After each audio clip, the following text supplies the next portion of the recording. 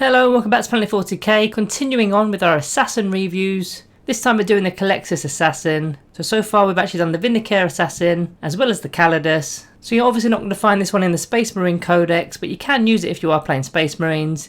You'll actually find this in the Psychic Awakening book, War of the Spider, which is an 8th edition book, so I'm sure at some point this will get an update. So as for the actual datasheet for the Culexus Assassin, it's 100 points just like the other ones, movement 7-inch, weapon skill 2+, ballistic skill 2+, strength 4, toughness 4, wounds 5, attacks 5, leadership 9 and a 6+ save. So identical stats to the other assassins. That 6+ armor save is not going to have any effect because it's got an invan save, as you'll see later in the video. You're going to be selecting this from the elite section for your battlefield detachments. So let's get on with the actual war gear that he's going to be taking. So this assassin is equipped with an Animus Speculum and Psych grenades. So let's check those out. The Animus Speculum is 18-inch range, assault D3, strength 5, -4 AP and 1 damage. And whilst there is an enemy Psyker unit within 18 inches of this assassin, you're going to be changing the weapon characteristic to Assault D6 as opposed to Assault D3. So already you can tell that this is going to be an anti-Psyker assassin. That's when he's going to be best served for you. As for his Psych grenades, their range is 6 inches, grenade D3, strength 2, no AP and 1 damage, got the blast keyword,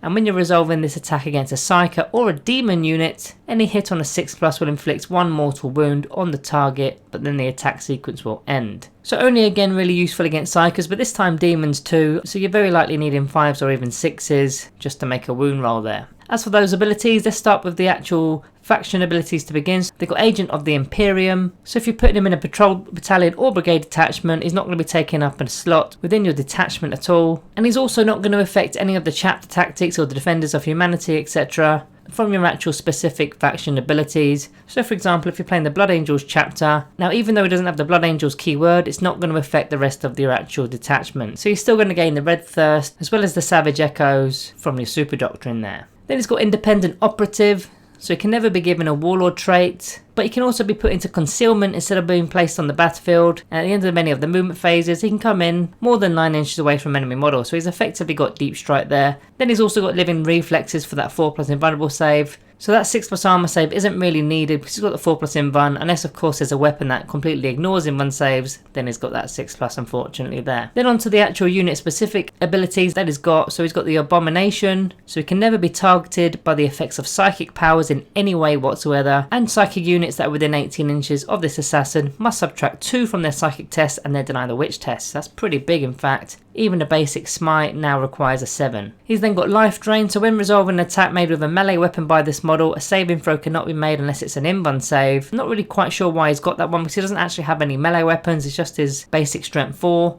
And there's no AP of course on that. So you'll have to let me know in the comments why he's actually got that ability because I can't really see why it would be useful. He's then got the Ethereum. When resolving an attack made against the model, the opposing units must treat their weapon skill and ballistic skill as if it was a 6+. So it's a 6+ just to hit this guy. That makes him very, very resilient. And then finally he's got the Psychic Assassin, which means he can actually target psychic characters even if they're not the closest enemy model. And then in addition, the model can shoot with its Psych grenades in the same phase as it shoots the Omnis Speculum. So shooting the assault weapon as well as that grenade, and there's no lookout sir bubble for psychic characters, he can go straight through that. Then getting on to the actual faction keyword, so he's got the Imperium keyword, so he can be used in any Imperium army, so whether it's Space Marines, whether it's Astra Militarum, Sisters of Battle, he can be used in any of those forces. He's in an infantry model, and he's also got the character keyword, so that lookout sir will be in effect if you want to use that. Whether you've got a vehicle or a monster or a unit that's got 3 models in it, they're going to provide a nice little bubble so that he can't be targeted, although he doesn't really need it because it's a 6+ just to target him anyway.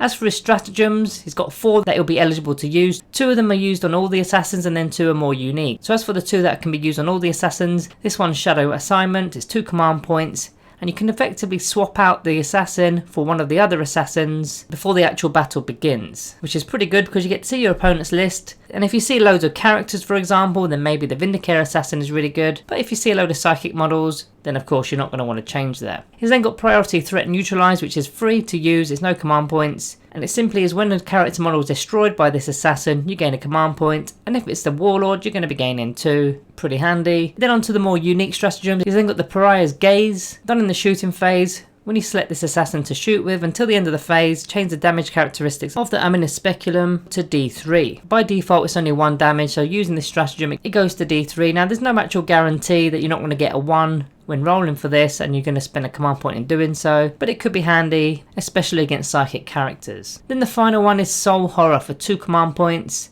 Used at the start of the fight phase, you select this assassin.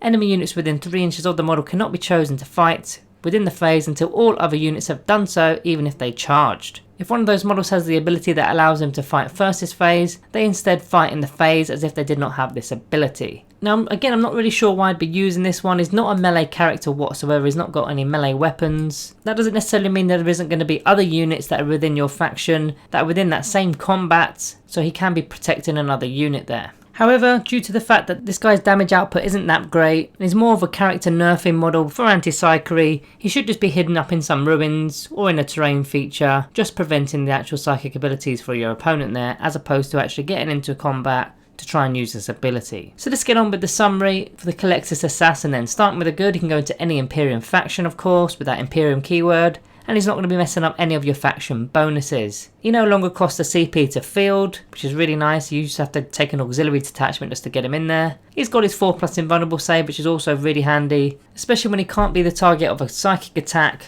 And that Arethium ability as well, which means the weapon skill and ballistic skill of enemy units goes to a 6+. So it's really difficult to get this guy to lose wounds because they've got to hit on 6s, and even if they do get through all that, it's a 4+ invuln, and you can't even use other ways of killing him such as smite because you can't target him. Then he can target enemy psychic characters, basically avoids that Lookout Sir ability, and he's also nerfing those enemy psychers, subtracting 2 from their psychic tests and their Deny the Witch tests. He can use both of his ranged weapons in the same phase, although that Psych Out grenade isn't exactly the greatest option. Then finally he's got a ballistic skill value of a 2+. As for the bad, you can only field 1 assassin in your entire army, so there's no spamming assassins anymore, which used to be a thing. He's got quite minimal damage output, to be honest. Those weapons aren't exactly ripping out any trees. He's more of a nerfing character for the Psykers of course. That life drain ability, I'm again still not quite sure what it will be doing, because he doesn't have a melee weapon. So removing an armor save, only putting them on an invuln save kind of doesn't make any sense to me, and there's no AP involved. Then finally, the psychic army such as Thousand Suns and Grey Knights, they've got a lot of methods, a lot of ways to buff their casting abilities.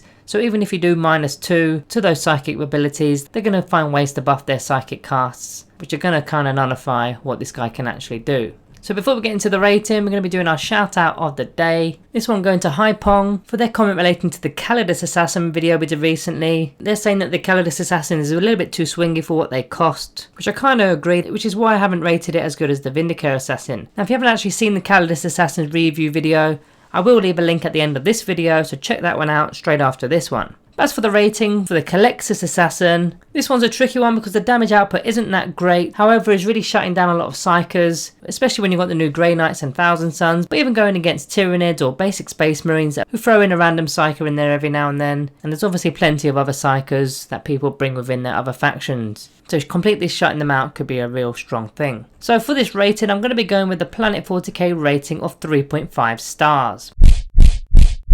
So guys, that's what I think. Let me know below what you think and why, and the best comment will be shouted out on our next Space Marine or Assassin video that we do, depending on what comes next of course. Also guys, on your exits, remember to like the video and of course subscribe if you are new. We are trying to reach 5,000 subs by Christmas. We're sort of a little bit behind schedule at the moment. It'd be doing us a huge favour if you could just subscribe, just to help us achieve that goal there. So guys, thank you all for watching, and as always, I'll see you next time.